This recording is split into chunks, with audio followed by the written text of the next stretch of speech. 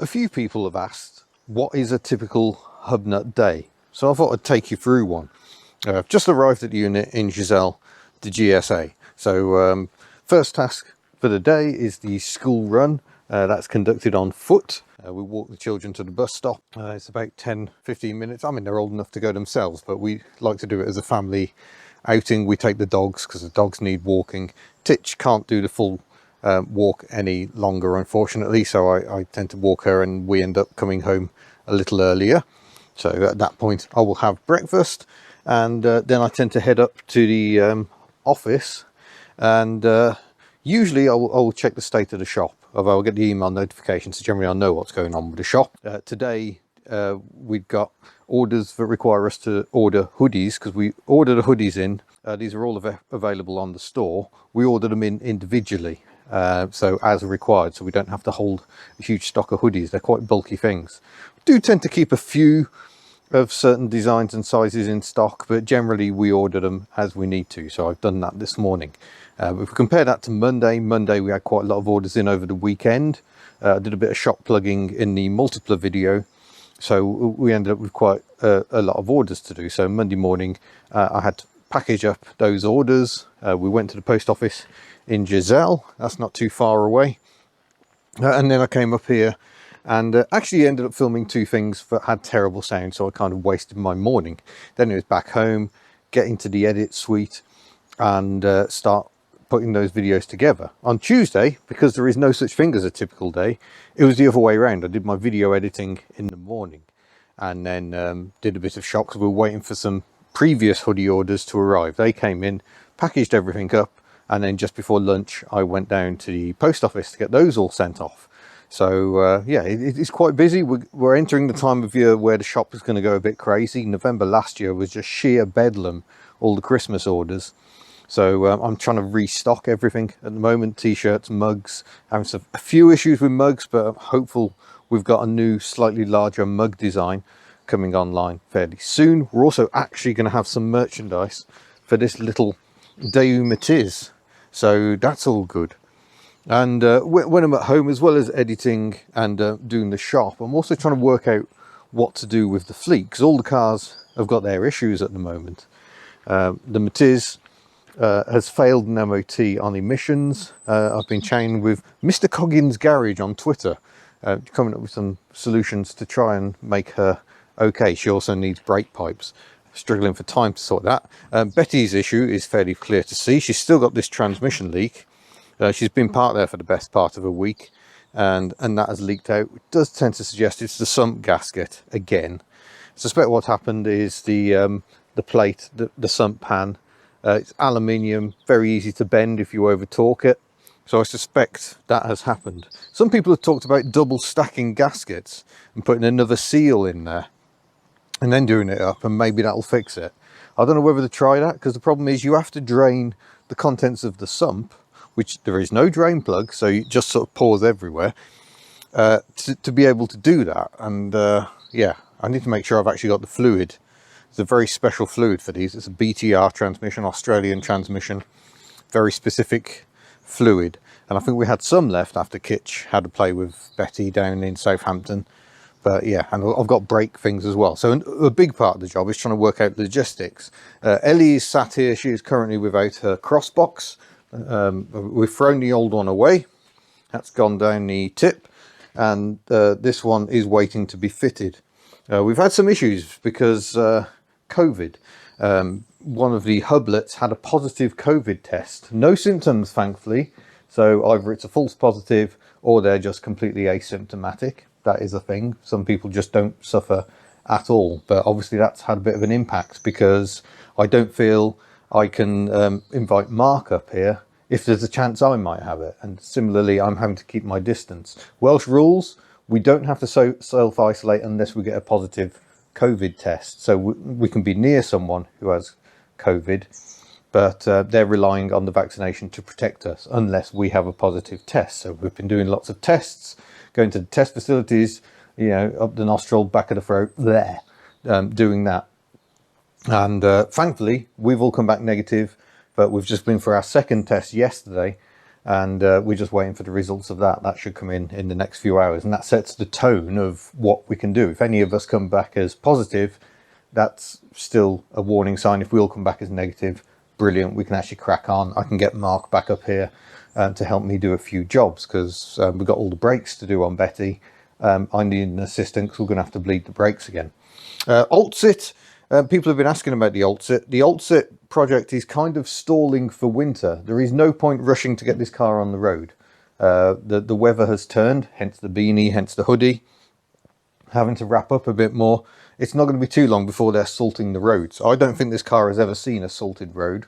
It certainly hasn't seen a salted, muddy Welsh road. That will do this car no favours at all. So that's something else. Part sourcing, especially as I tend to own oddball cars. That's a problem. I'm negotiating about Foxanne. I think I'm going to send Foxanne away for some beautification. Well, not beautification, she's already beautiful. Rectification work to try and sort her out. She needs a front end suspension refresh. Pinion seal needs replacing. There's now a minor oil leak on the engine, and the interior is just a complete mess. And I'm you know, we're now in October. Foxanne came off the road in December last year, and I'm clearly just not getting around to doing it. So I think I'm going to farm that work out. So expect Foxanne to disappear at some point. I think I'm going to try and get her an MOT and then drive her to where the work's going to be carried out. I think that would be easier. Otherwise, I've got to muck about with trailers and all sorts, and it starts getting more complicated. Show me the charade. We now have all the engine parts. Again, it's just the time to actually dig into that, pull the engine off, apart rather, cylinder head off, sump off, pistons out, check the state of the rings. I've got replacement rings. We've even got fresh bearings for the crankshaft. The little end, is it little end or big end? I forget which ones. Yeah, I'm no engine man, so that's going to make that project fun. But I presume it's the bearings where the pistons attach to the crankshaft. We've got some new ones of those, and so that will be happening. That is a winter project. I want to get this car back on the road for winter because it's a really, really useful car to have. Great heater, it heats up in no time at all, and it's just small, economical. It's perfect. At the moment, the main daily driver is the GSA. The Fiat has been put into some use. The Fiat Multipla, that is the car that is currently at home, but that still has the minor oil leak, hoping to get the sump this week. And yeah, I mean, I do feel bad about oil leaks. Oil leaks are never good things, especially if you're a motorcyclist. So I'm using that car very, very sparingly.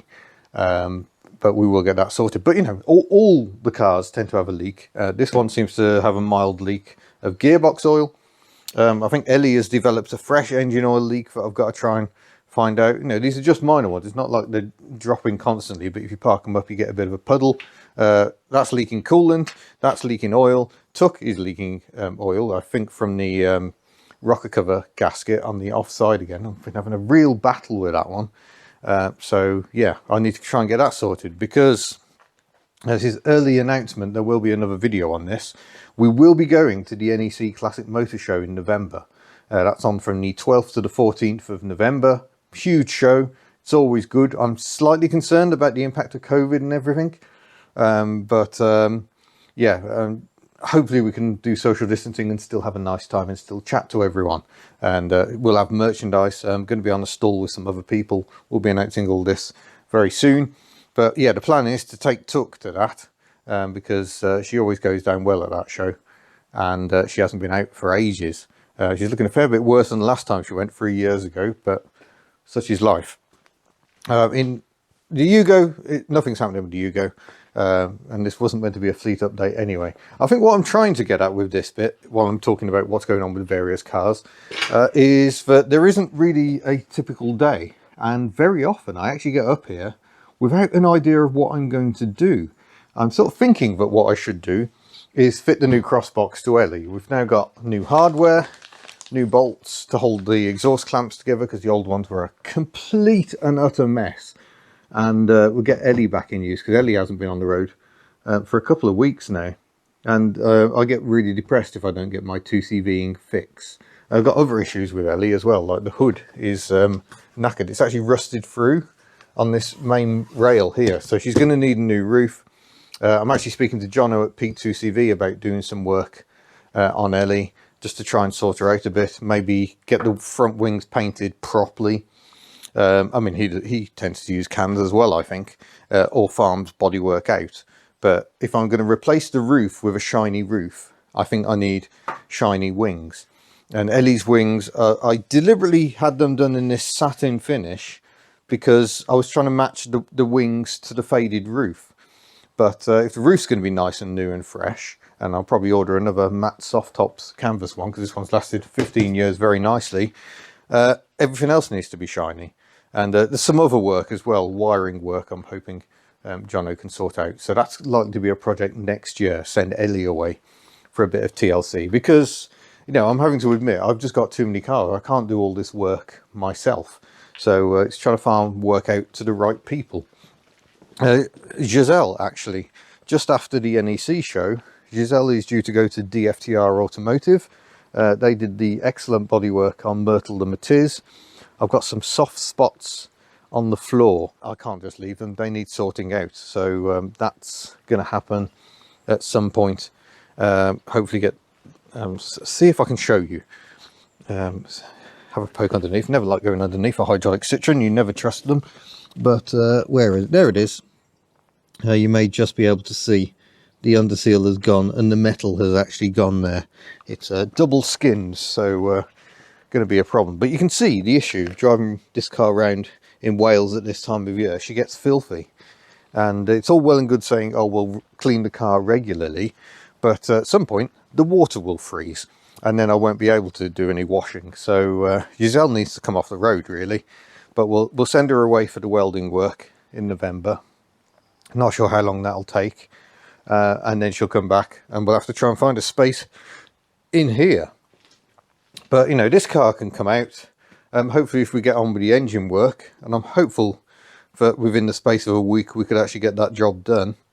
The charade can come out, and then we can have a think about what we do with stuff further back, because obviously this one needs to be kept indoors. Ellie does tend to be outside during the winter, but suffers because of it.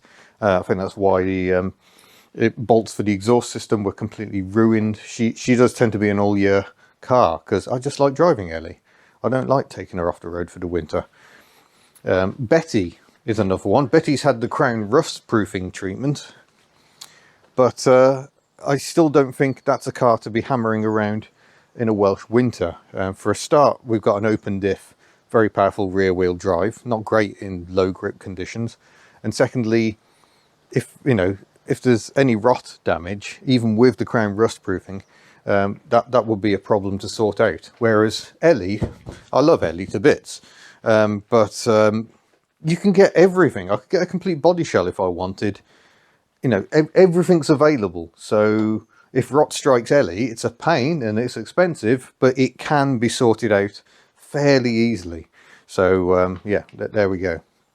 That all sounds a bit waffly, but that's what I was trying to do, was just kind of give you a bit of an insight into a typical day, and there really isn't one. Tomorrow we're going to be in Cardigan filming a Miss HubNut video. She's now, we thought we'd freed her from the shackles of her previous employer, who we are very grateful to, because obviously she's earning money working for them, but they've kept her on part-time, so she's still doing 3 days a week for them, which is why I'm having to do merchandise fairly frequently. And then she's 2 days working for HubNut, which of course includes her own channel. So Thursday she's going to be working on that. Friday I hope to rope her into helping up here a bit.